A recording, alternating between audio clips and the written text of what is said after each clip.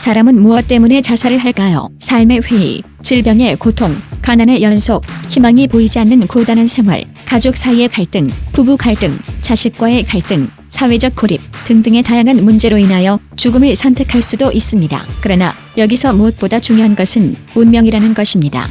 어떤 사람은 질병의 고통을 겪으며 삶의 끈을 놓지 않는 분도 있고, 매일매일 가족 사이의 갈등을 겪으면서도 살아가는 사람들이 있고, 사회적 갈등이나 금전 문제로 하루하루 비말리는 삶을 살아가면서도 자살이나 그 어떤 극단적 선택을 하지 않고 살아가는 사람들도 많습니다.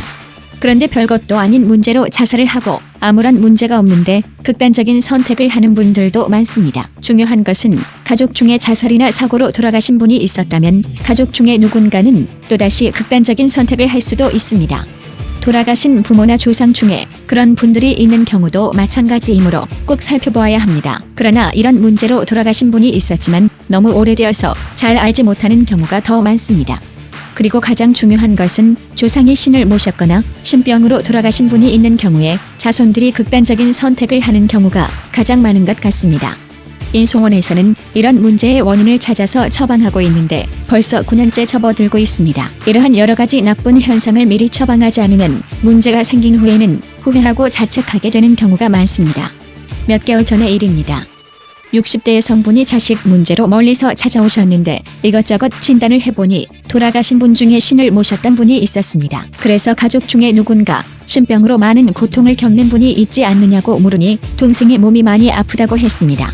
진단을 해보니 신병이었습니다. 가족 중에도 사고로 돌아가신 분도 있었습니다. 그래서 동생부터 처방을 해주는 것이 어떠냐고 물었더니 본인들이 알아서 하겠지요. 우리 자식들만 처방해주세요라고 했습니다. 그래서 동생분에게 꼭 말씀이라도 전해달라고 했는데 이야기도 하지 않은 것 같습니다. 그리고 3개월이 지나서 연락이 왔습니다. 동생이 자살을 했다고 합니다. 어쩔 수 없는 일입니다. 이제 와서 뭘 어쩌겠습니까? 인성원에 연락한 이유는 죽은 동생이 꿈에 나타나서 연락했다고 합니다. 죽은 동생 명혼이라도 편하게 좋은 곳에 모셔드리는 것이 좋다고 했더니 그렇게 해달라고 해서 인송원에서는 자살한 동생의 영혼을 불러 좋은 곳에 모셔드렸습니다. 그 후부터는 꿈에 나타나지 않는다고 합니다. 1년이 지났는데도 가끔 인성원에 연락을 하십니다. 아무튼 생각지도 못했던 일들이 우리 주변에서 너무나 많이 일어나고 있습니다. 정신병자, 사이코패스, 신병 환자, 아무리 노력해도 치료가 안 되는 질병 문제, 아무리 열심히 일을 해도 돈이 모이지 않는 원인, 가족의 갈등, 자식과의 갈등, 사람들과의 갈등, 병원 치료가 안 되는 질병, 꿈에 돌아가신 분이 나타나는 원인, 유산된 아이가 있는 분, 이런 여러 가지 문제로 고통받거나 힘든 분들은 인성원에서 상담을 받아보시기 바랍니다. 이런 문제의 원인을 찾아서 처방하는 곳은 전국의 인성원 한 곳뿐이랍니다. 감사합니다.